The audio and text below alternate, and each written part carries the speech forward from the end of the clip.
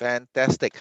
So again, ladies and gentlemen, thank you for coming in today. We are having a fireside chat on dating, meaningful connections. It is a Valentine's Day edition. My name is Raphael, and I will be your moderator for today. With us, we have Alex Tam, CEO of Paktor Group, and Raimie Tang, co-founder and CEO of MetaFeed. Before that, data ideas, which is some of the topics that we will be touching on today. Um, I don't want to say more. I would like our guests actually to introduce themselves first and share a fantastic story about themselves. Oh, hang on. Just a couple of ground rules. I just was too excited. I jumped a little bit ahead. Now, along the way, we have any questions for our speakers, please feel free to put it into the chat. You don't have to wait for your turn or anything like that. Just type it in. We will try and answer it along the way. Or if not, we do have a half an hour session dedicated to your Q&A. Why are we here today? This is a sharing session. We do it every monthly, and it is organized by IIE, Innovations and Entrepreneurship Incubator at SMU. We are part of a BIG program. It's an incubator for startups. There are 7 reasons why you join us. Equity free. It's a co-working space downtown. You got mentorship, masterclasses, networking. We have a vibrant startup community, and of course, funding opportunities.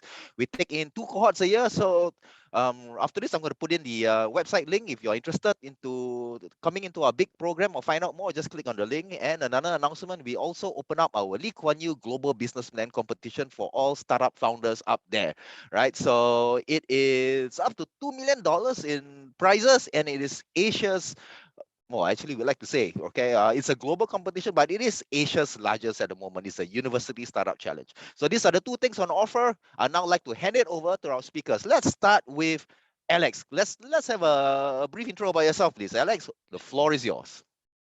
Sure. Hi. Good morning, everybody. Happy New Year to all. I'm here to represent Paktor Group. Maybe I'll just do a quick introduction of Paktor Group. So we are in a dating space. We do both online and offline dating business.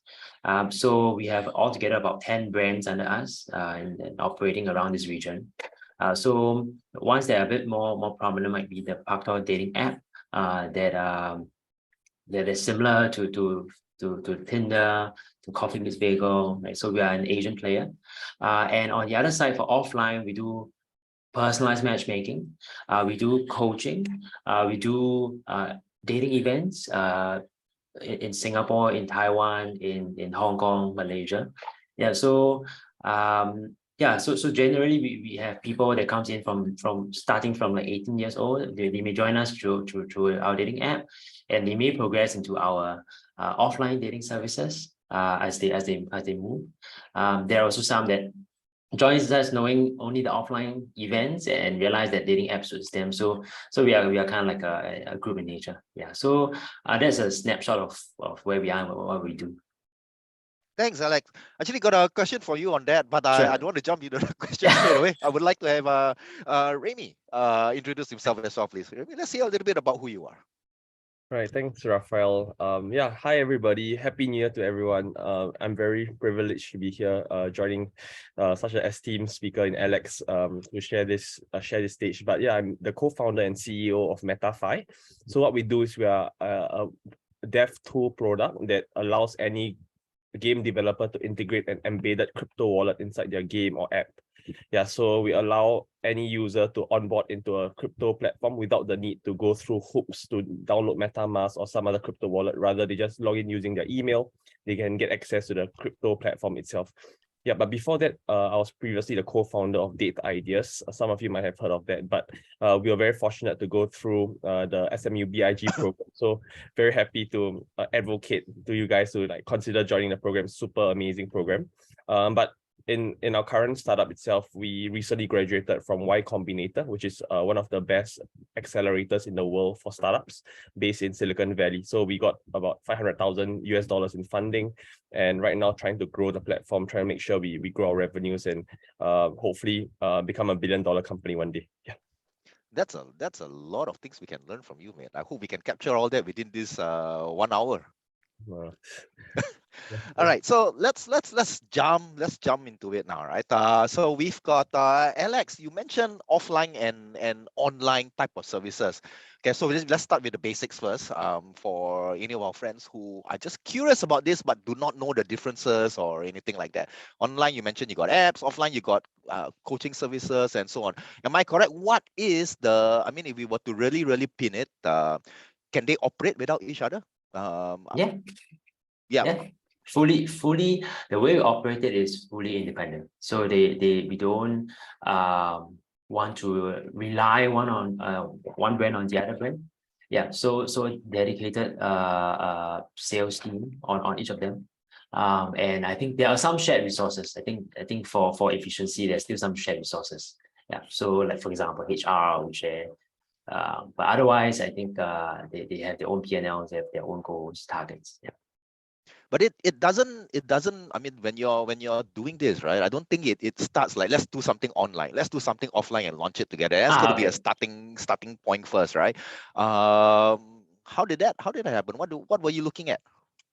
Okay, I think maybe let's bring everybody to the start line. So to be very the start of the dating, we started the dating app first. That was in 2013. That's the Pakto dating app. It was actually founded by another partner. Joseph was the founder for the dating app.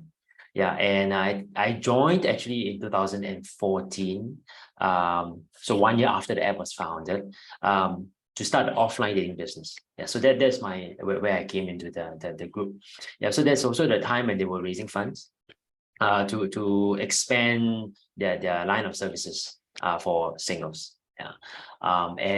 Yeah, so I came in to run the offline dating business, which launched in Singapore initially in 2015. Yeah, so that was how kind of the start line to it. I think it's really interesting. This industry, we're still on you, Alex. Raimie, we'll jump over to you after this question, right? So how do you get involved in this industry? I mean, what was Yeah, your aspiration? Prior to this, I was looking at your LinkedIn. Prior to this, you were in investments, right? So correct. yeah. So your investment analysis, you're with the banks and all that, and then suddenly you move into dating apps or together at the same time. Yeah. That's totally two different verticals. How did that? How did Big that happen? jump, Yeah. yeah. Yeah, yeah, I didn't mention just now, but yeah, I'm also an SMU alumni. Yeah, I graduated the 2013, or that's 10 years ago. School of accountancy. Yeah, so started off with all the finance in the finance world. But I know that partner from even in SMU days. That's how I got connected to him. And one day he came by and said, "Hey, I just raised some money, looking towards to expand our app and also maybe into the offline space if you're interested." And then I'm like, wow, dating, I'm very new to this now. I never really have experience in any of this. They say, give it a shot, right? I want to like explore. So I was like thinking, hey, finance is something that I kind of know like what's happening, and what's there to lose if I uh take this opportunity, like what am I what would I lose?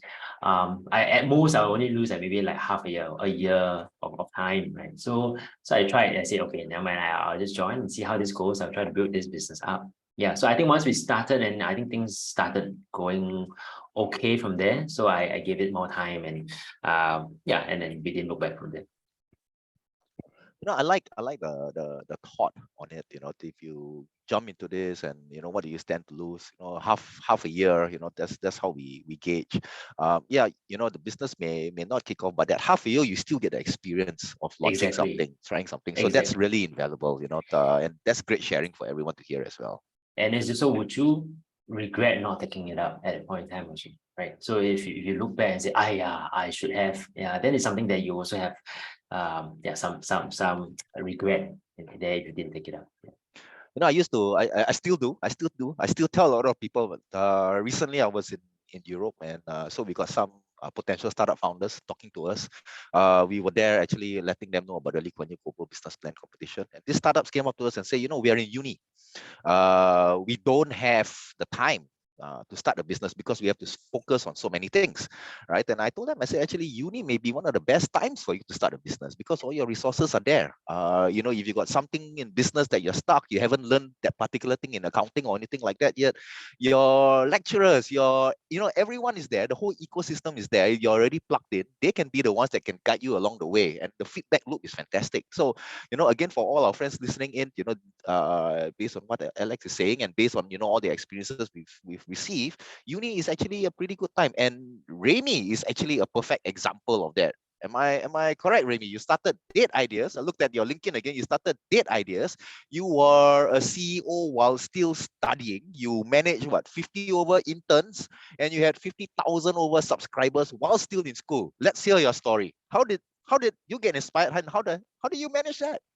Right. Yeah, very crazy roller coaster of my university life. But many lessons. I think what Alex brought up was his story was very insightful, very similar to me.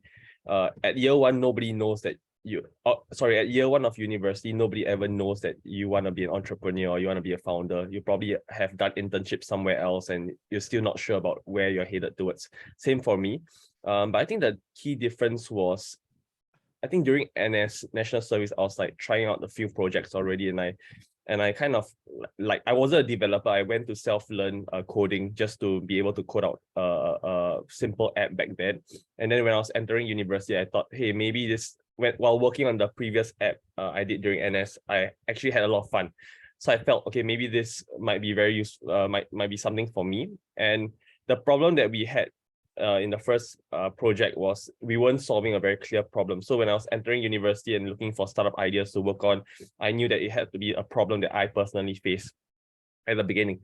And that's where I started thinking of all these problems. And one of the problems that really stood out was whenever I was to go out with my girlfriend on a date, I would have to be the one planning. And it's always very stressful. I don't know about the guys out here, but Valentine's Day is coming, right? It's always this stress where you need to Google search. And on Google search, you don't, you get tons of articles, but they're always top 50 things to do this weekend, and you need to scroll through. 20 of them are too expensive, 10 of them not what you like, and then you find a final one or two that is actually relevant. And when you try to book it, it's reserved already. There's no more slots left, right? So you end up spending 1.5 hours, 2 hours just to get that. And I felt there must be a faster way to do it. And that's where we explored Telegram, managed to grow a decent traction back then, and managed to learn a lot about entrepreneurship in the process.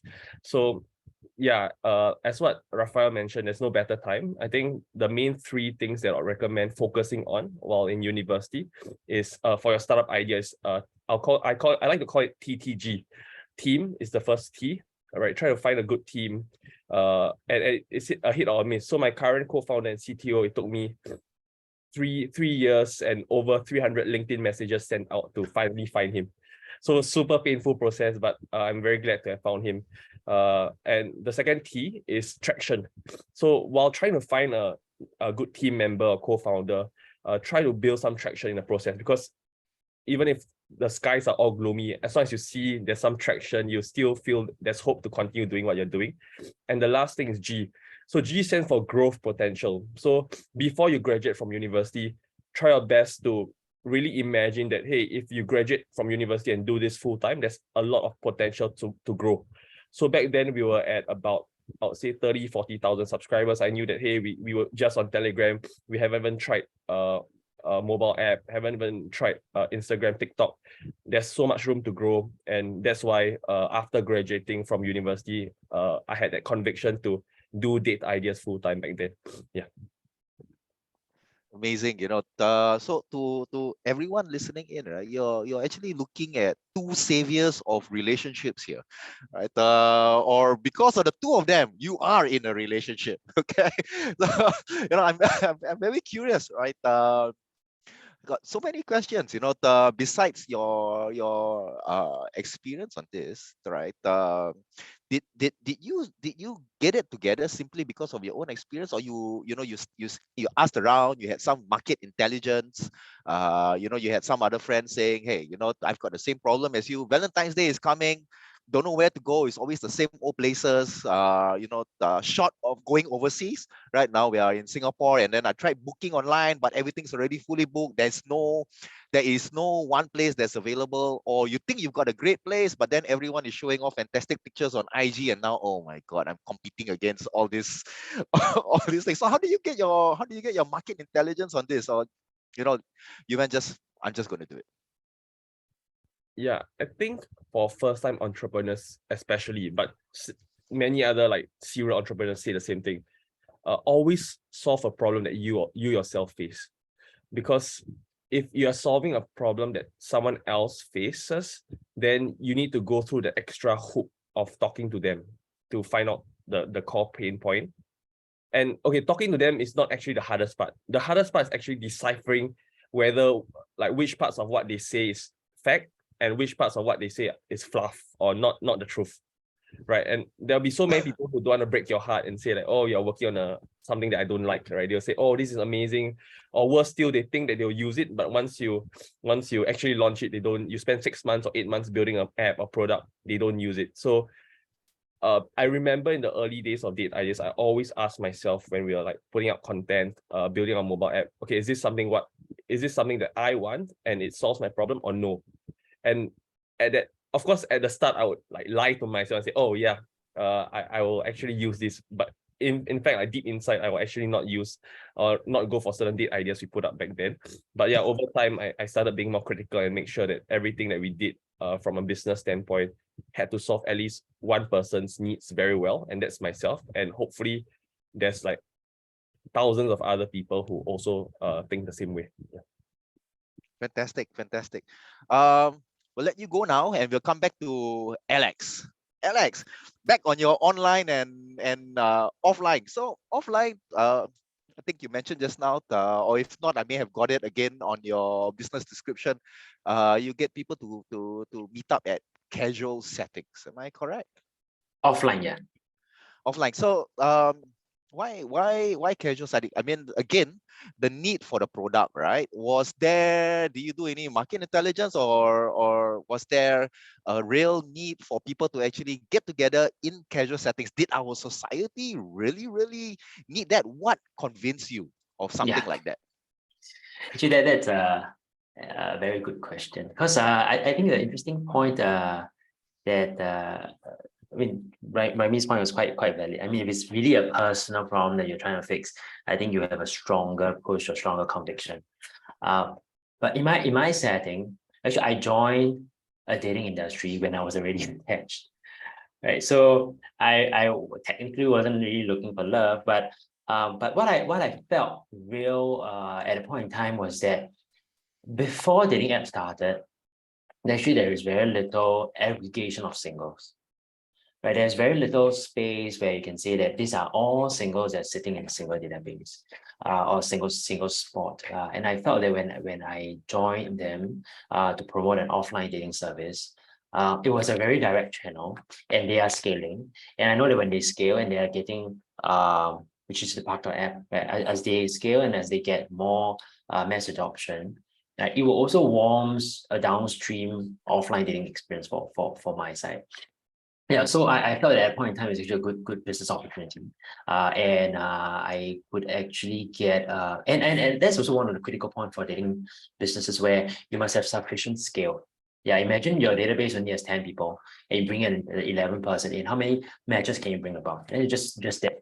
Maybe if it's half 5 guys, 5 females, then that's only 5, right? But if you have 100,000 or 1 million in your database, you have a lot more permutation. Then you're talking about really algorithm and efficiency already, right? So I find that was actually a good spot where I strongly believe that there's a space to expand offline business, and that was also the initial intention to monetize those who are more inclined to has higher propensity to spend, or higher propensity to get attached faster than manually swiping through the dating app. So that's why we wanted an offline kind of business that sits independently outside of this, to run. Actually, I like I'm very, very fond of the idea of, your online and your offline, and, allowing people who are on your apps to actually meet in casual settings. Because to me, then it gets your customers to take appropriate action. There Right. is an additional form of action there rather than just being on the app alone. But now, there is an actual place they can go and meet. There's a suggestion there. They can actually, meet at a agreed time place, and then I think both your applications also work together with vendors, if I'm not mistaken, to provide discounts or something at that place. So it's actually really a win-win for all. Then I think that's something where, in this day and age, even if you're on dating apps or whatsoever, what is really needed is that extra push for us to take that appropriate action, and of course get some benefits at the same time. So yeah, I'm a great believer, and I'm already hitched. I already got I already have a kid. But yeah, if I was single, I'll try it out. But yeah, I'm in the era of Friendster, mate. So that's how old I am. We Alex, used still to on have you. Friendster account too. Yeah. Yeah. I don't know what happened to it. It just left with Facebook and so on. Okay, so I'm curious. We're still on you. Before, let me see. Okay, we've got quite a lot of folks in there. So we've gone until, where we're talking about scaling and so on. Yeah. But just to go back to the beginning just for a while, right? Sure. I'm very curious, what were your first customers like? I think Oh, what really makes or break a founder's heart, right, is yeah. like the both of you have mentioned, Yeah. or Raimie, has mentioned, we go out and we have friends who tell us, yeah, your business is great, go for it. And then after that, when we finally launch it, no one comes into it, right? Yeah. Or they Yeah. say they'll pay X amount of dollars for it, and then when we finally set the pricing, nobody wants to pay that as Yeah. well. So yeah, what were your first customers like? Tell us about that experience. Yeah. I actually that's actually very close to heart. I remember when we first started the offline dating business. We were saying that okay, in today's market, so many steps. You will probably have to meet a consultant. You probably need to tell this person who you like, tell this person who you are, and then you need to like go through this whole process and go on a date. Yeah, so we were saying that, hey, why don't we cut it short? We straight away ask people to declare.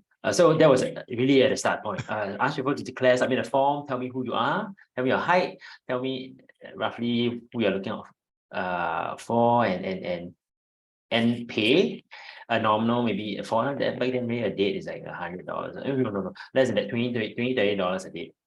Yeah, so and we say that let's try that out. They buy a package of like 4 or 5 dates. And actually the demand was actually pretty okay. Quite a lot of people signed up for that.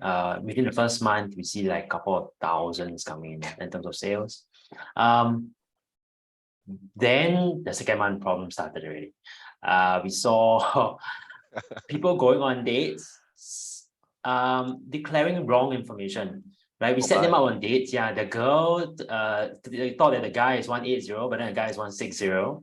Yeah, and we rely on those information. It's very hard to verify.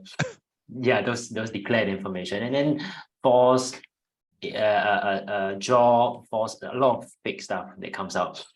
Yeah, then realize, wow, that this is not good. Then how are we gonna like continue this? And we took a pause for another 2 months. We stopped everything and we said that this is not going to work after pushing up for another. I mean, a few weeks from there, we thought that this is not going to work out. We stopped and then we reversioned the whole thing one more time. Yeah, and this time we added in more layers of verification. Yeah, so they have to submit. We have to see this person. So we again, there was also some alignments that we thought that it is redundant, but turns out that things that we probably still have to do in order to make sure that these dates are real. Yeah, so I think that was one lesson that I remember quite strongly. Another thing that I remember, how do we know clients? I meet them day in, day out.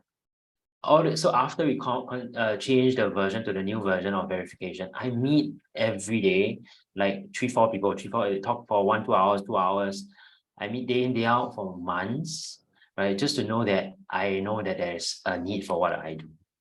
Yeah, they come to the office on a Saturday morning. I'll be there. I greeted them, go through the whole process, understand what they are looking out for, understand their pain point, why they are here in the first place, and then propose what we want, propose what we have for them. And at the point in time, the price is already, if I need to factor in costs of human looking through their profiles and verifying it, and then it becomes more expensive. Yeah. Yeah, and I think that was also one of the critical point that made me realize that whatever that I'm doing in the version 2 was a lot more sustainable. And it's just a matter of how many people are running this. Yeah. And then we start hiring salespeople, consultants, ops people. Yeah, and it became like a machine, the wheel that starts running. Yeah. No, that's really a good lesson. So to all our friends listening in, right? We've spoken to quite a lot of startups in this ecosystem, and a lot of them get so engrossed in developing their product, right? They validated, and they thought the idea was great, so they go into developing their product, and sometimes they spend months developing it without meeting the client, right? Without meeting the customer. They haven't done a check. And then after a couple of months, when the product is, nearly ready, the MVP is out, and so on. And then they go out and meet the clients or the customers, and they start showing the solution. They go, oh, hang on, this is not exactly what what they wanted in the first place. So this is really a very good lesson, about meeting your clients very regularly, right? On a daily basis, you are saying. Yeah. And I wrote with my wife, the back then girlfriend. And then she was helping me to do some calls. Hey, are you free to come by and do a verification? Yeah, so kind of like a couple thing. I mean, she's not in the company per se. She was like helping out, but I think that also helped. I think again, family support is also important. In whatever that you do. I find that especially in my line of with Raimie's line of business also in dating space, I think it's sometimes sensitive to family. So I think if with their buy-in and their involvement in some way, it's actually quite useful. Fantastic. Thanks for sharing on that. So again, for all our friends listening in, if you've got any questions for our speakers, please do fill it in the chat box. Right, we do have half an hour after this, and I still don't see questions coming in. So it's okay, good, fantastic. Thank you, Hector. We will come to these questions during our session at the end of the speaker.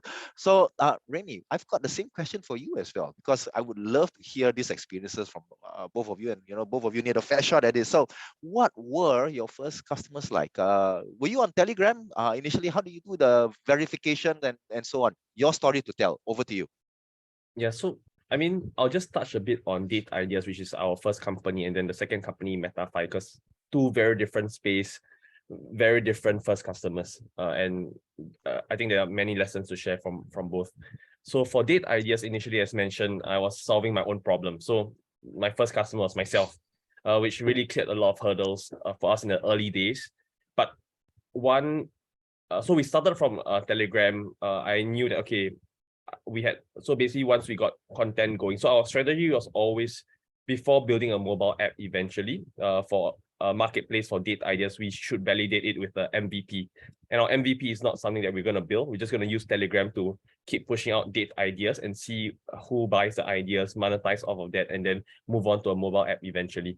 So so let's just talk about Telegram first, because we were there for like about 2 years before we built our mobile app. So on Telegram, the first customers was first myself, of course, and then once we had that content flowing already, I remember the day that I had to like PM 200 of my friends from university to join the Telegram channel. So those were like my first 200 customers. I was so embarrassed. I didn't dare to go out into university during that week, because I knew that, okay, I'm going to meet my friends who I sort of spam them to join this Telegram channel. And I told myself, okay, if this Telegram channel, so they are free to leave the channel after they join, right? So if it drops below 50, I'm just going to quit.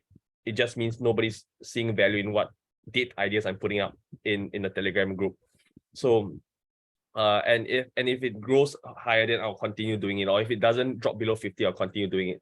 So two things happen, right? Firstly, it didn't drop below 50, but in fact, it started growing organically after that. So day 2, it became 205 people. Day 3, it became 210 people. which meant that, hey, it's not me who's like spearheading this growth. It's my own the people in the Telegram channel which are themselves spreading the word.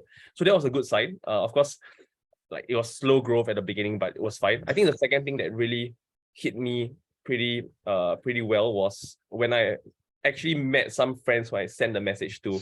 I was so embarrassed, right? I was like, okay, maybe I shouldn't be talking to them about data ideas. I should be like trying to deflect and change the topic.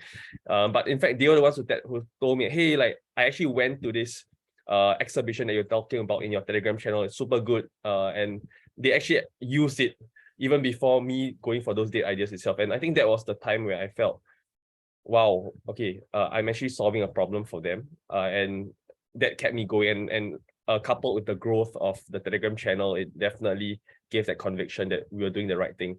But beyond that as well, I think one mistake I made, which Alex touched on very well, was I think our team failed to talk to users enough. So it always felt like, okay, we know what we want because we are building for ourselves, but just focus on what we need. But the thing is, after you get your early customers or users, what you want to do is remove that dependency on the team, focus on your earliest customers, because you can never predict what they actually want, right? And I remember in the early days, a lot of the users wanted a certain content type, basically short form content, very less emojis on our Telegram posts. But I was like, no, the emojis look good. No, the content is good enough. Just follow my instructions and like just keep executing. But eventually that resulted in very slow growth. And maybe 6 months later, we started listening to users a lot more. So that was the biggest lesson. And interesting enough, after you talk to like hundreds of users, or let's not talk about hundreds, let's say 10, 20 users, you actually learn a lot. And don't swipe it under the rug. Actually execute those changes immediately rather than wait. I think that's a very good lesson we learned. And for our second company, MetaFi, which is what we are building now, very different B2B, a SaaS product targeting like crypto developers compared to like consumers who are like going on dates. Super different. Earliest customers we got from events, right? So we would build the MVP, bring it to developers at events, let them see the product, and eventually what we knew was, hey, if we are creating value for them, even before we actually integrate the product in their app or game, they would already pay us, because B2B works very differently from B2C. B2C is very hard for them to pay until they get that value, but B2B, they know that there's a problem that they need to solve, and they have a lot more money. So we charge them $1,000, $2,000 upfront to pay. And yeah, so very different industries, but tons of lessons from both. I like that you brought up MetaFi. Actually, I've got a couple of questions on that. So yeah, sorry, I'm very capable, so I look at all your LinkedIn's, right? So and so I realized that you actually started MetaFi when in June 2022. Was that correct? Yeah. So that's last year, just when travel restrictions were lifted up, right? I don't think you would just think of a company and start it the very next day. So you would have planned this right through during the whole pandemic and so on. That leads me to my question. What was it like for you during the pandemic, with all the lockdowns and the global uncertainty? Was MetaFi a result of that, or how did it work out for you? Yeah, so no, actually we started conceptualizing MetaFi sometime in March, so about 2 or 3 months before actually founding the company. And yeah, it's because me and my co-founder, we are very early adopters into like crypto and NFTs. So I entered the space back in 2018 when I was in San Francisco for a year, and kept looking at it throughout the years and seeing the progress. And we felt like there's very strong problems to be solved with blockchain technology. And right now, one of the biggest hurdles is user experience, right? The user experience for having someone with no crypto experience to touch crypto is super high. Most people don't want to do it, but actually NFTs was the thing that brought many non-crypto native people into crypto, because they were solving the problem for digital artists trying to monetize their work of art. So before NFTs, there was no way you could prove that a work of art, a digital piece of art, is actually created by someone. So it was actually solving a problem that could never be solved in the last few centuries, in fact. Yeah, so that really showed us that, hey, after buying and selling our own NFTs, collecting a few, looking at how digital artists went from someone staying in renting a one bedroom in someone else's house to become like someone who could buy their own bungalow because they could actually monetize off their digital art. It showed us that okay, there's tons of problems that could be solved with blockchain technology that we wanted to go into. So previously, I think Date Ideas was very profitable, but the problem was it was hard for a B2C marketplace to scale across Southeast Asia. So this is also another thing that we learned along the way. Our aim, me and my co-founder Arvin, our aim has always been to build a unicorn, to build a billion-dollar company. But the problem with Date Ideas was the only way to build a scalable B2C marketplace, especially across Southeast Asia, is the founders need to dilute a lot of equity. So for example, Grab's founders on IPO, they own, I think, collectively 5 or 7% of the company. And even after IPO, the value of the company dropped a lot. So it's not the founders are bad, it's just B2C marketplaces are way harder to scale, especially across Southeast Asia. So we decided to leave Date Ideas as a very profitable company within Singapore and work on a product that's a lot more scalable globally. Yeah. No, Raimie, last year, I think in Q4, we did a couple of sharing sessions on the crypto space and fundraising and so on. We should have brought you in for a speaker as well, right? So so many verticals we can learn from you. Yeah, I think that's the beauty of crypto, because nobody actually knows everything. If someone says they have it figured out, it's definitely a lie, because this industry has been around for maybe 2-3 years. Yeah, so I think I wish to learn from many others as well. Yeah. I got a lot more questions for you later on fundraising, penetrating new markets, and so on. I'd like to jump over back to Alex. Alex, the same story happened for you, right? You were you moved on and you got into the you became the CEO of Paktor Group in October 2020. Am I correct? That's right. Yeah. And that's right smack. This is not when travel restrictions were lifted. That's right smack during the pandemic when I think only 2 of us were allowed to eat out, or 5. Yeah, it was a whole confusion. 2, 5, 8, back to 2, and so on. And then it ran on for about a year plus and so on. But you became group CEO during that time. Tell us your story, mate. Inspire us. Okay. Actually, COVID was there's some plus and there's some minuses. I think in a good way, during lockdown is actually quite good for dating business. People were getting more lonely during that period of time. People are getting more digital during that period of time. And from a dating app point of view, I think that the amount of usage has gone up quite a lot during the lockdown period. Just a rough gauge, we estimated about 10x increase in engagement during the pure lockdown 60 days. There was a period of time where everybody couldn't really go out. There was like 2 months. That's for Singapore's setting. Yeah, so so I think that was actually a pretty good time for online matchmaking business. But I think it was also a time where we were also changing a lot in terms of our business operation, how we see the future, how long this pandemic is going to last, how much additional investment or should we be a bit more prudent. We were making a lot of big changes during that whole stretch of time. Yeah, a lot of unknowns in that picture. On the offline side, it was even more direct. We used to have, like in Singapore alone, 20 meeting rooms. Right? People are coming down to our office, meeting up with us and doing the profiling. And then suddenly everything locks down. Yeah, and we shifted and we made the hard decision. We took out the entire office. We went to a lot smaller office. And brought everything online. Instead of meeting in person, we brought everything into a virtual meetup, Zoom. And back then, the whole team was like, wow, can this even work? We cannot see this person. Can I convince someone to pay online as well? Because we used to collect on spot, right? But everything actually went quite okay in terms of the whole transition across the countries. We made this across the countries. We downsized all the offices from 9 offices. We cut to 2 or 3 offices. Yeah. So that was actually a very fast. I think by April 2020, we have already made all the switches ready.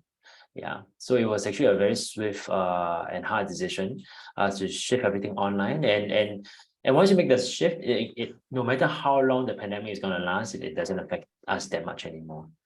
So I think that was actually, looking back, it was actually a pretty okay call, quite a good call, and change our business operations drastically.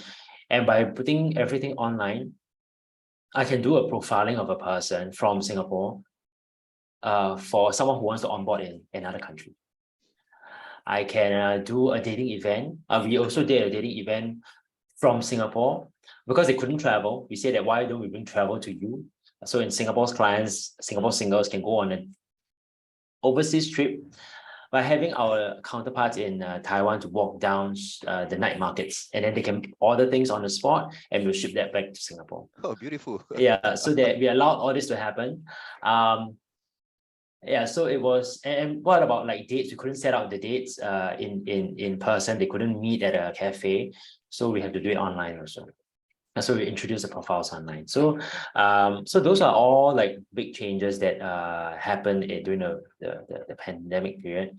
And I think during those times we decided to consolidate the leadership for both the online and offline side, so that we can align those thoughts. Yeah, so that was also back in October that I took over the entire group's operations. So you mentioned Taiwan, and obviously your business is in multiple countries, right? What was it like in penetrating new markets during that time?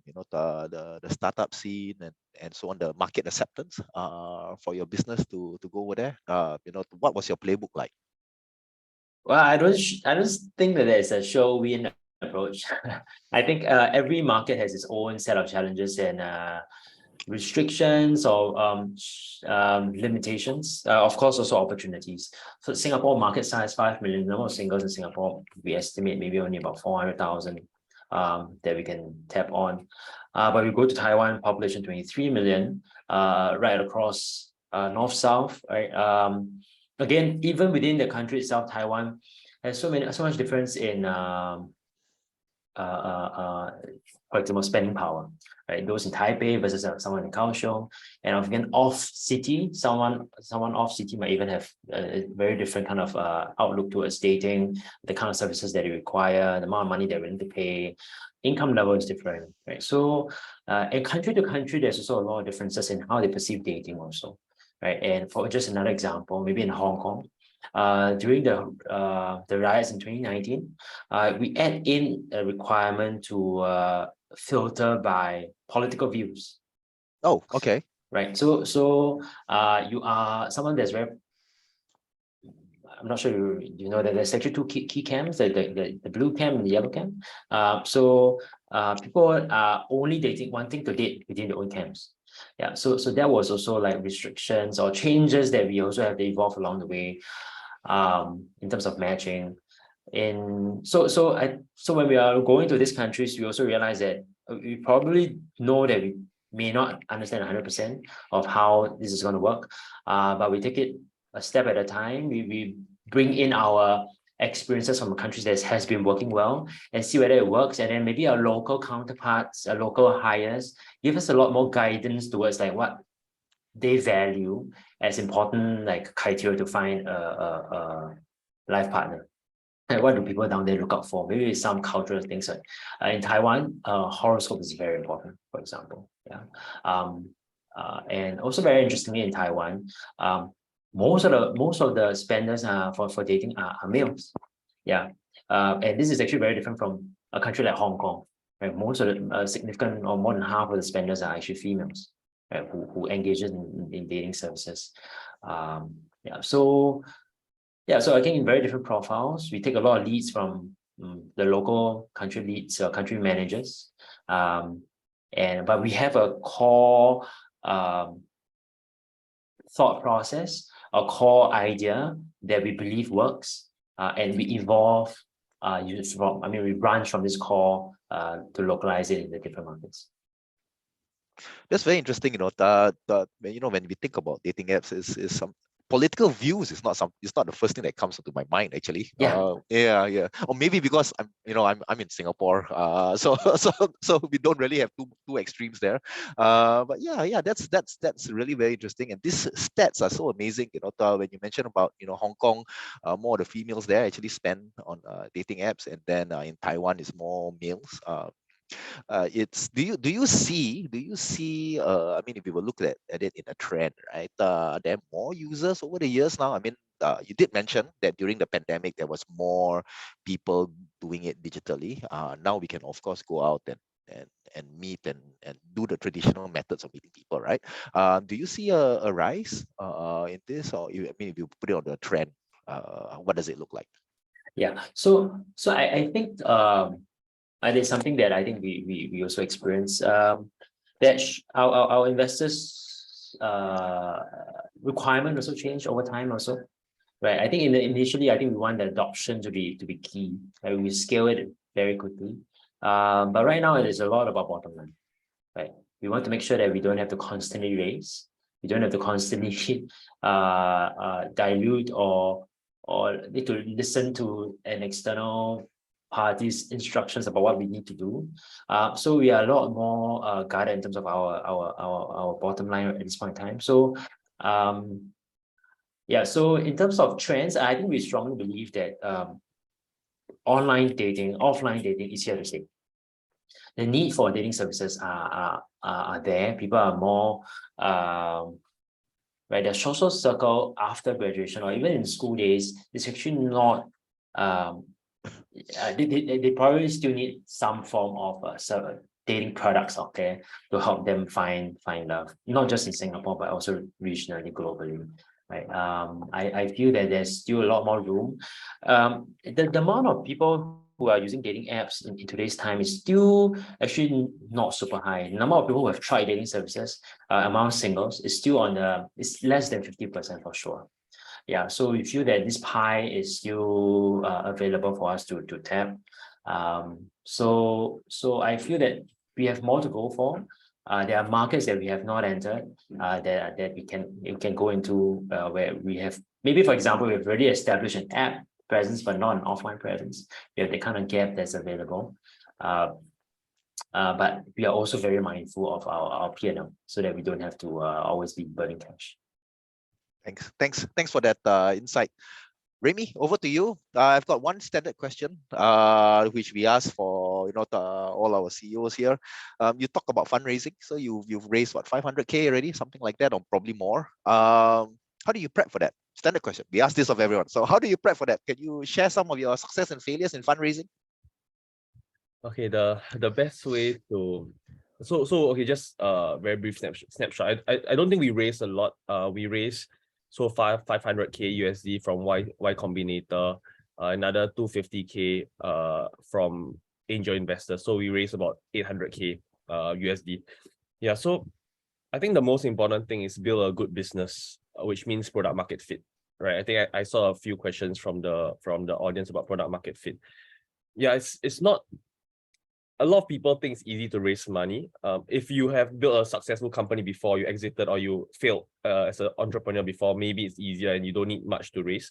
But I always believe, even if you have done that before, always make sure you have some signs of product market fit before you go out to raise. And that means traction. I think back to what I said just now, TTG, right? Team, traction, growth potential, right? If you have a strong team, so everyone has different variations of each. So some people have an amazing team. You're working on an insurance business. All of your co-founders are all people who have worked in the industry for 20 years. You might not need a product. You might not need traction. You can raise at a good valuation. But then if you are young, just graduate from university, you don't have the team credentials, but your traction is amazing or your product looks super amazing, that is also enough to raise money. So I would say, instead of, I think one problem with a lot of Singaporean founders is thinking that raising money is the end goal. Okay, I can raise 10 million, I can raise 5 million. It means my idea is amazing. But that's spot on. Yeah, that's not true, because investors don't know. Their job is not to help you find product market fit. Your job is just to get that 5 million and then use that 5 million to work towards finding product market fit. And the danger there is, if you think that you already have product market fit, despite not having it, and you use that $5 million or whatever you raise on growth, then you're screwed, because your cash will run out very quickly, and you don't see retention, your users coming back, you don't see people paying for your product, and then you just keep spending money to grow more, and very soon later you run out of money, you need to raise another chunk of money, the founders dilute a lot more equity, and the second time you raise, okay, this is very important, where the second time you raise, your initial investors are not dumb anymore, right? They know that you don't have product market fit. They know that you burn through all this cash, and why aren't you profitable yet? How many years do you need to become profitable? So you see that with every time you go out to fundraise, it gets harder and harder, until there'll be a point in time where you can't fundraise anymore, because everyone is tired from all your promises and all your fake traction.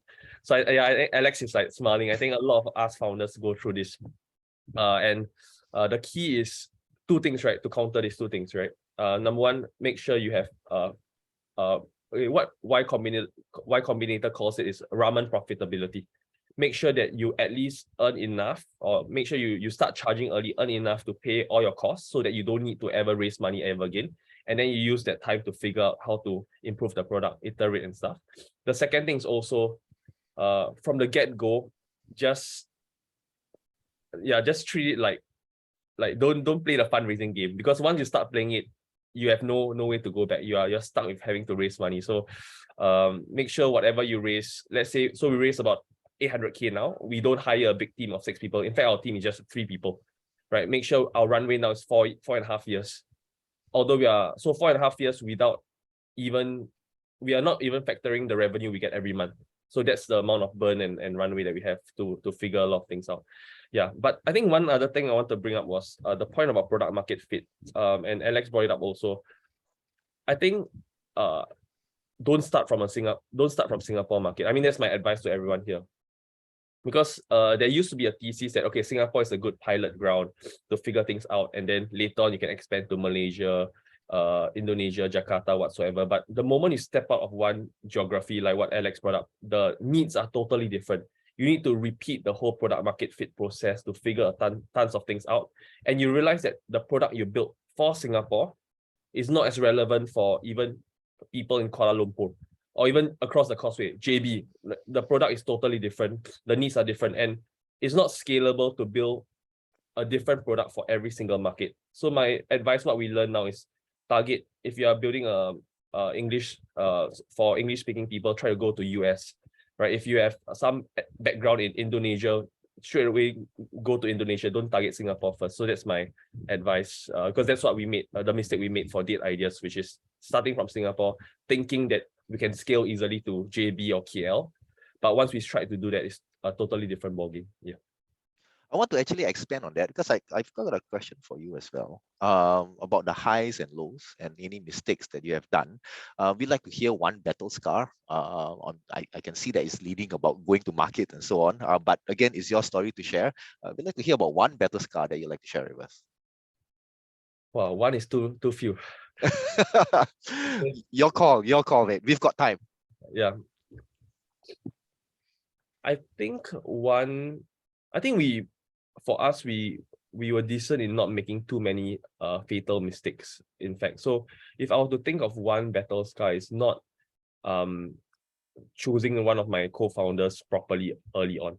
Yeah, so there was a point in time that we had a co-founder in the team, and this will lead to another like bigger story to share also. But we had this co-founder team. He wasn't a good fit. So me and my current co-founder, it was a team of us 3.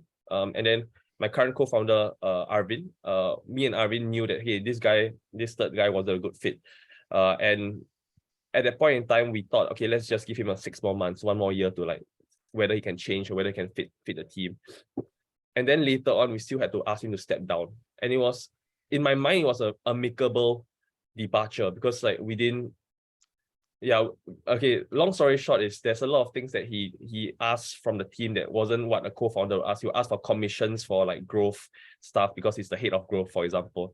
But yeah, eventually we had to ask him to step down. I thought it was pretty amicable. Me and Arvin and him, we had a chat. But funny enough, after that, he started like talking a lot. Talking a lot of things behind our back and saying that, oh, we treated him unfairly. And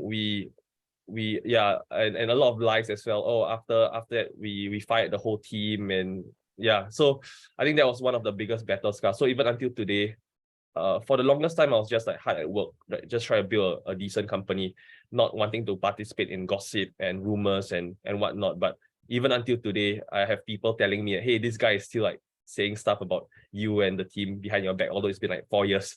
So that's just something that which I think also the second thing is like, as a co-founder, your name and your face is very public. So yeah, no matter what, you'll realize that people are talking about you more than you want.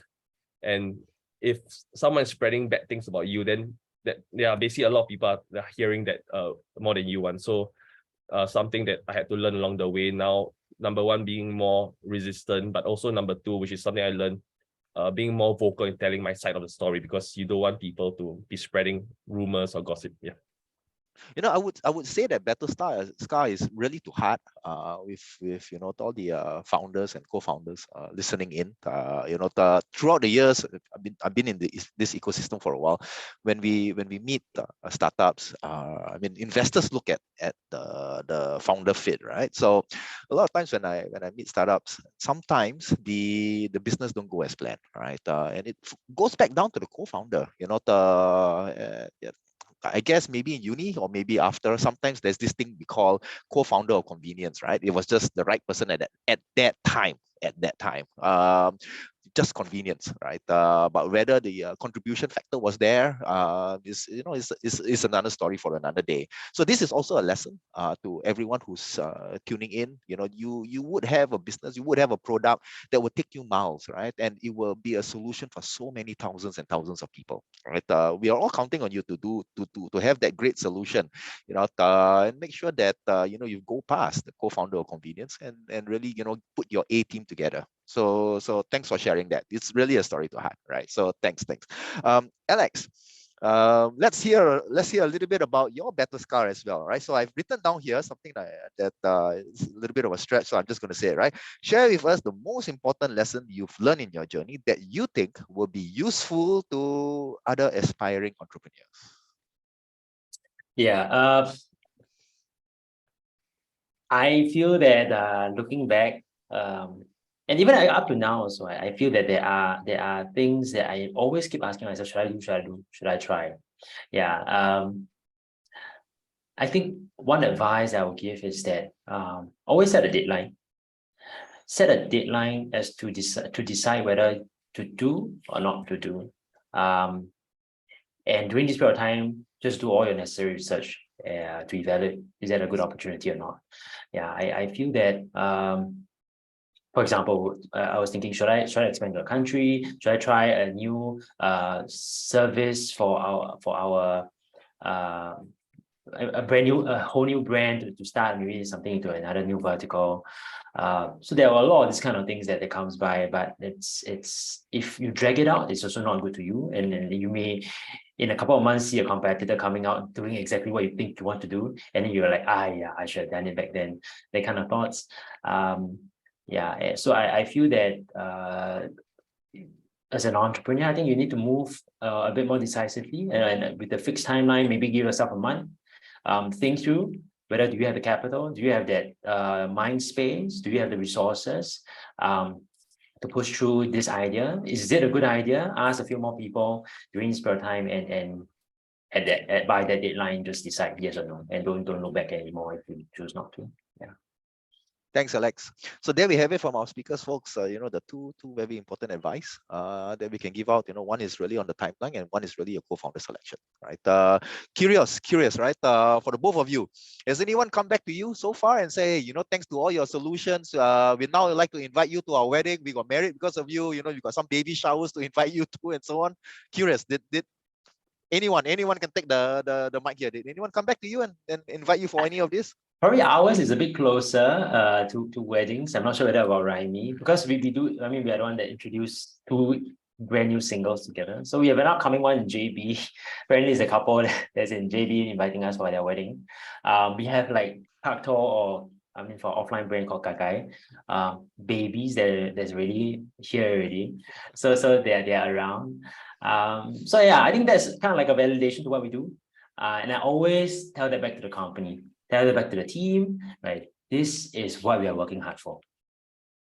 Yeah, so I think that's from our side. Yeah, to Raimie. Raimie, Yeah. anything similar for you? Yeah, so for us, not yet wedding, but engagement, yes. Oh, So wow. yeah, they call us to help out for the engagement or just view it, or like the users will just PM me because back then we were so close, right? And say, hey, we are actually engaged now. Thanks so much for like giving us ideas, and like, hey, any other even more, they want more ideas after that as well. So yeah, just a lot of these happy stories that made everything worth it. Beautiful, beautiful. We are running out of time in our actual sharing. So one more question each for you, right? So Raimie, what are you most excited for MetaFi in 2023 and beyond? Our aim is to hit like $100,000 in monthly recurring revenue by end of the year. So that's our number one goal. Yeah, if we get there, then we are excited about getting there, but a lot to do until we reach that point. So hopefully. Wishing you the best of luck. After this, just put in the links to anything that you've got into our chat, so our audience can also click and have a look at it, navigate through it. Alex, what are you most excited about for Paktor in 2023 and beyond? Right. Business expansion, I think, is still one of the key things for this year. I think now that the market is opening up, there are a lot more travels that can be done. Just like I did mention, I think we are trying to break a new market this year. We are trying to enter Korean market this year. So preparing for that launch. Yeah. So hopefully it works out. It's way bigger than any of the current markets that we have operated. Yeah. Wishing you the best of luck in that too. Thank you. Do share your links and so on into the chat so that our friends tuning in can explore what you've got as well. Okay, let's move into Q&A now. Okay, so we've got some preloaded questions when our participants put in when they were signing up, and we've got some that came in while during the chat. So everyone that's tuning in, please, we have time. Do put in your questions here. Let's go to the first one that we've got from Hector. All right, I haven't read it yet, so I don't know whether we've actually answered it already or not, but I'm just going to go through it. Right, hi, assuming you've done the research and due diligence, but somehow the market acceptance for a product service is poor. How will you know if it's because the market timing is not right, or is it just an issue of product market fit? I think, well, he didn't say who this goes out to, but I do hear Raimie talking quite a lot about product market fit. So maybe, Raimie, would you like to take this question? Yeah, sure. Yeah, thanks, Hector. I think I can tell that you are very well read and knowledgeable about the space with regards to product market fit. Yeah, it's always very tough, to be very frank. I think you shouldn't think of timing is not right and no product market fit as two mutually exclusive things, but rather timing is not right is a subset of no product market fit. So maybe you build a product, for example, when Zoom was built before COVID, right? They didn't know they weren't as profitable as they are today, but they probably had okay-ish product market fit, not decent, until the pandemic hit, where it was like 100% product market fit. So you could argue that pre-COVID, Zoom was not at the perfect timing yet to hit product market fit. So I would say like it's a subset. So my argument is you can never predict what's going to happen, right? You can never predict when the market will come, when the market will go. But what you should basically do what you have control over, and what you have control over is, even if it's not the right market, can you be profitable, right? Because as long as you're profitable means you survive until the day the market comes, right? I'll give you a few examples. Coinbase, so I'm in the crypto space. So Coinbase started in 2012, right? The market only came in 2017 when a bunch of ICOs were going out and stuff. So they had enough revenue to survive. They were already profitable back then from 2012 to 2017. So they could live to fight the war in 2017, right? But compared to other maybe coin marketplaces back then, if they didn't have revenue, they wouldn't even survive to 2017 to enjoy the right timing. Yeah. So my suggestion is, yeah, you can't. It's not one or the other. There's so many examples of timing being not right, but make sure wherever you are, make sure you're profitable so that you can survive when the market comes. Thanks, Raimie. Thanks, Hector, for that question. So again, to our friends listening in, do feel free to put in your questions there into the chat, right? We'll go through them one by one. All right. So the next question we'll go in this order. Is from Udara. Okay. So the future of online dating. I guess the beginning word would be what is the future of online dating? I'm guessing, right? Especially if there's a big push to health conscious dating, mental health, sexual health conscious dating. Yes, all right. So this is to Alex or Raimie or both. I reckon that since Raimie took the last one, maybe this one I'll throw it over to Alex. Sure. Well, this topic about mental health, sexual health, wellness it's something that's ongoing, and also something that comes up a bit more in recent period of time. So post-COVID actually, for us what we have been doing so far has been to our coaching space, to our coaching arm. I think there has been take up of some of these classes that we have. So why we have a coaching arm is that we realize that there are people who don't really need dates. They can find their own dates. Just that they are not very good at maintaining dates. They are really mentally not ready. They are still stuck in their past relationship. Or maybe they are just not able to give a very good first impression when they are going on their first dates, such that the person says that no, I'm not going to continue with seeing this guy for the next date. Yeah, so for that part, we have been seeing more and more clients that takes up our kind of classes for mental health coaching, or even like we also have classes that do sexual health as well. So I think this is part of whole relationship building, view about understanding the other gender. So I think it's a healthy kind of ecosystem in terms of the whole dating space that we are covering. So is that the future? I think maybe I would say that future of online dating is going to be more about safety. Yeah, it's more about online safety. I mean, the theme recently has been a lot about online scams, right? Credibility of platforms, who's using the platform.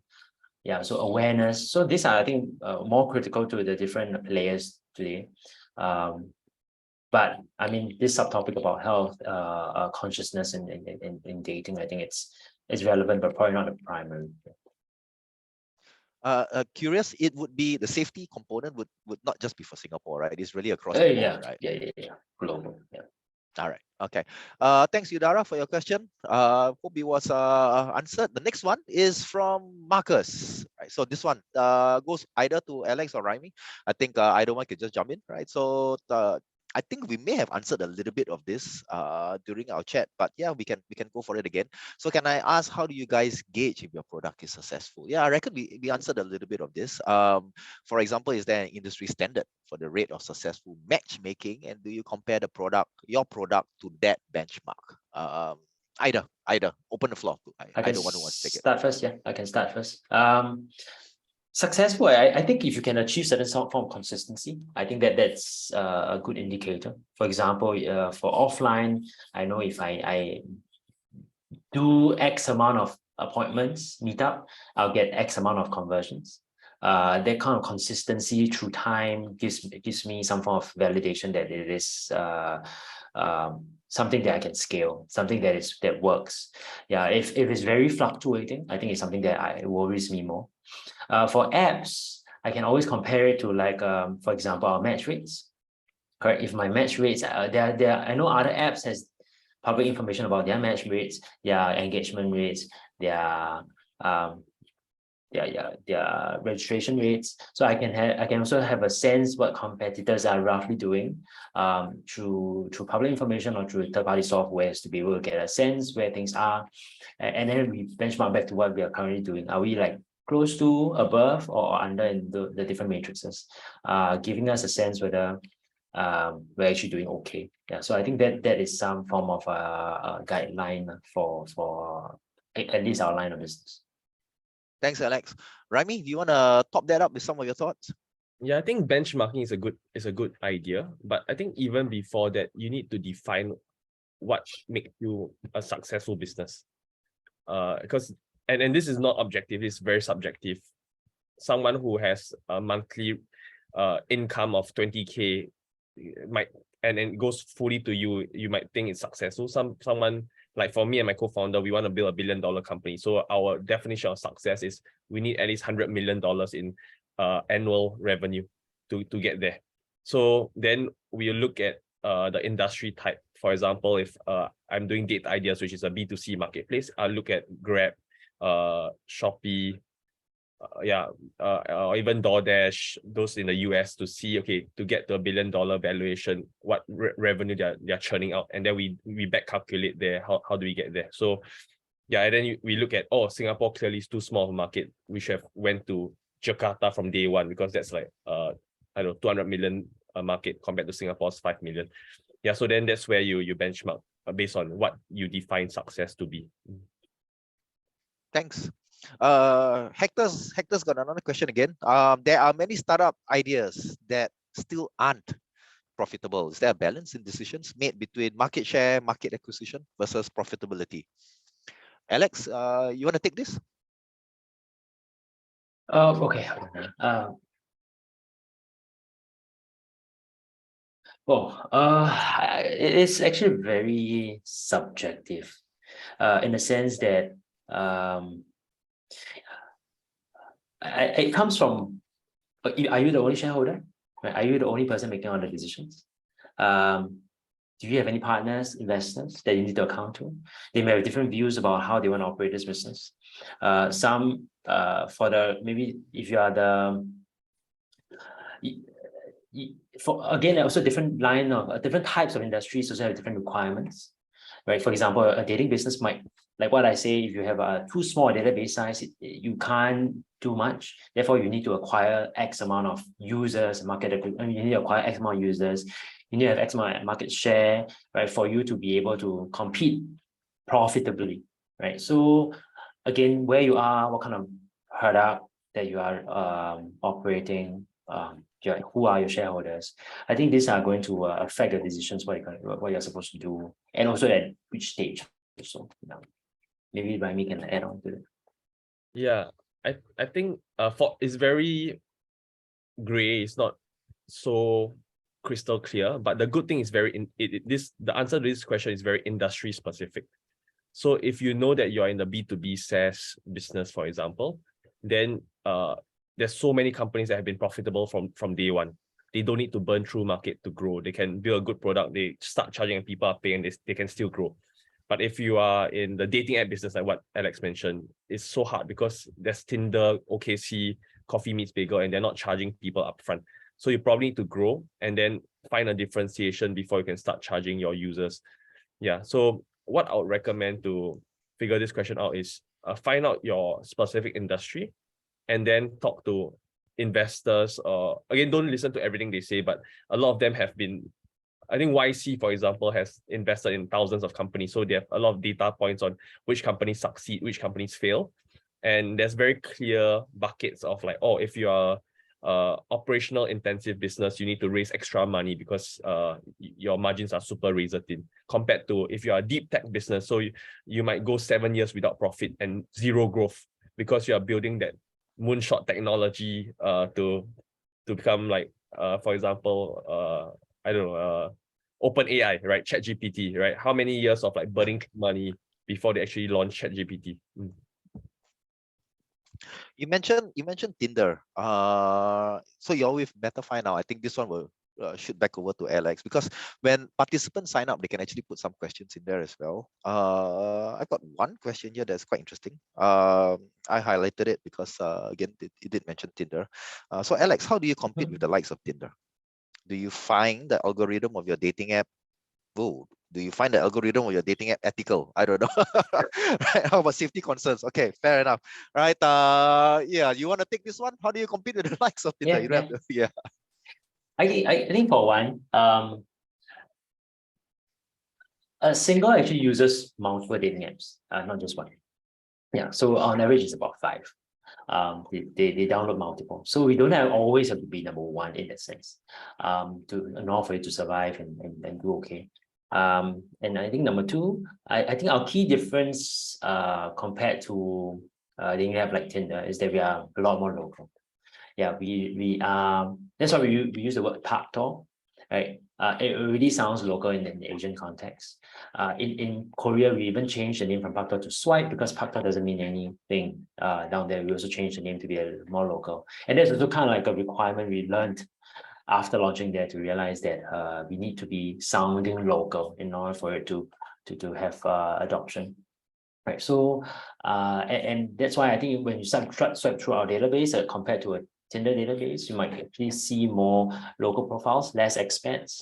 Yeah, so in terms of our features inside, we also have like you can give a sticker of a Malayan, for example. Yeah, things that you probably won't see because we're in an international dating app or Western dating app.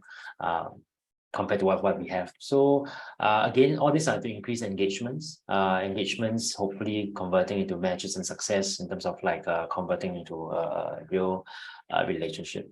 Yeah, so so I think that is how we see ourselves being more local. And also we have an offline arm that runs in tandem. So they can swipe and then end themselves up in a dating event coming up over the weekend. They can swipe and then probably like from our offline arm, we realize that this person who has not even tried offline dating might be a suitable profile for our offline client. And then we can actually contact this person through the app and invite this person for an offline date. Right, so again, synergies between online and offline platforms. Those are things that we can do that is again different from a player like Tinder. I recall years ago there was this dating platform or something like that was called, if I'm not mistaken, Ashley Madison or something, yeah, promoting affairs, right? So that's a perfect example of what not to do. All right, so I think we've got just a little bit of time left. We've got one very specific question for Raimie. Again, I think you've already answered this, but maybe you want to add a little bit more light, right? So Raimie, why did Raimie exit his company to create MetaFi? How did he choose between starting MetaFi and growing Date Ideas? Interesting. Yeah, thanks for the question. I think firstly, it's not just a personal decision. So I have a team. So me and my co-founder, mainly Arvin, we were discussing, and thankfully our goals have been aligned, which is to build $1 billion company. And even if it takes us 7 years, 10 years, we want to build $1 billion company, and that's the end. Even if it takes us 20 years, we want to get there. And we were doing, I think the good thing about Date Ideas was very profitable. We were like raking in every month decent income. But the moment we tried to scale, we tried to go in another market, it was so hard. The reason why we flourish within Singapore is mainly because of our Telegram and TikTok within Singapore. But the moment you step out of that, there's going to be tons of other competitors. And our specific product defensibility wasn't strong enough, to be very frank. Because when we so we onboard merchants as I think there's another question in the chat also about B2C marketplaces. Why it's so hard to scale is because you're trying to create supply side, which is the merchants, right? To onboard merchants, you need to pay a lot of like BD, business development reps to onboard merchants. And then after you acquire, you get them. The problem is they always want to bypass your marketplace. They'll find whatever way they can to bypass. So I remember on our app, they were putting tons of like, oh, this is the price on the Date Ideas app, but if you come and visit our website, there's an extra 20% off. So this is the link to our website. So then it bypasses our app. The users who see the ad, see the post on our mobile app, they'll just go to their website and key in the promo code. So another example is when our own users go down to the merchant to go for the experience. Suddenly a merchant will say, hey, I know you paid for this amount, but there's an even better offer now that you can like opt towards, again, to bypass the marketplace. And hence, I think that was where we realized that if we were doing very simple math, we were calculating the costs. So for us, we don't want to raise, again, we don't want to dilute too much. The kind of two things that we want to build, right? $1 billion company and $1 billion company without diluting excessive amounts of money. And we are looking at case studies like, okay, another question again was about benchmarking. So we're benchmarking with Grab, Shopee. It's so hard. These founders are amazing people. Harvard graduates, MIT graduates, right? They still found no way to scale. For example, Grab raised 20-something billion dollars. Now their valuation on the stock market is 7 billion. Can you imagine raising $20 billion to create a $7 billion company? Might as well leave the money in the bank because it's so hard to scale across Southeast Asia. So it was a tough decision. to exit date ideas, but we decided that it's for our common goal of creating a unicorn with hopefully in the next 7 to 10 years, it's better to leave it profitable and move on to MetaFi. Raimie and Alex, ladies and gentlemen, we've come to the end of our session. I just like to leave it with a few things. Raimie, any parting words you want to give to our friends tuning in? Yeah, I think most importantly, just train your mind, like make sure you are mentally very strong, because at the end of the day, many people tie their self-worth with their startup. Or if it's not doing well, or you don't dare to meet people, or if it's doing super well, you feel over the moon, right? But don't do that. Don't tie your self-worth to a startup. If it doesn't go right, admit it, tell people that okay, we failed, time to move on to the next startup idea. I think that's the most important thing, because so many people have crumbled. And I told you about the story about how my own ex-co-founder was like shit talking me. It really made me super depressed at one point in time. And I hope starting a company is hard enough. Just make sure you don't tie yourself up to your idea or what people say. Just try your best to build a good company, and that's the most important thing. Take care of your health. I wish someone told me that years ago. You know, when I closed one of my businesses. You know, about tying your self-worth to your startup. Right? We are all much more than that, and we always learn and we always move on. Thank you for sharing that, Alex. Words of wisdom. Any parting words for our listeners? I feel that it's really okay to make mistakes, and I feel that even up to these days, or even last couple of months, also made another mistake, right? So I'm sure there will be like hiccups that comes along the way in whatever that we do, business, wrong judgment of people, or wrong judgment of certain products, right? So yeah, just take everything a bit more positively, and don't get too caught up, right? Just thinking in the past, just staying in the past. I think just move forward and go on to the next one, or maybe like if you feel that that's something that can still be tweaked, maybe it's possible. So yeah, just be okay with mistakes. I'm also, I mean, I'm also looking forward like to meeting more founders, or more partners that can work together with Paktor in terms of a dating space too, right? So I think I hope to continue to work with the SMU side, IE side, to get more this kind of opportunities, to work with these founders too. Yeah. Thanks, Alex. Thanks, Raimie. I mean, yeah, definitely with open arms, right? So we know how to contact each other, and we are hoping to see more of each other in the future. Thanks for sharing today, and you know, we've really learned so much from you. Before we go, friends, please don't leave the chat, right? We need you to do your feedback, reason why, so we know how we can improve. We know how to, you know, maybe create better structures, or you know, or a better flow into our chat. So please give us your genuine feedback so we can continue delivering sessions such as this to you.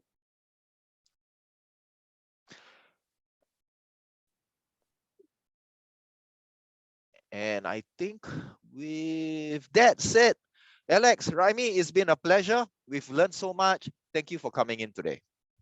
Thank you. Thanks for having us. Yo, thanks, Raphael. Thanks, Tinso. Bye. Thank you, Raphael. Thank you, Chinso. Thanks, Raimie. Hey, thanks, Alex. Have a good day, folks. Have a good Bye-bye. Bye-bye. So again, for our friends that tune in, please do the feedback form, please, so that we can continue doing more of these sessions for you.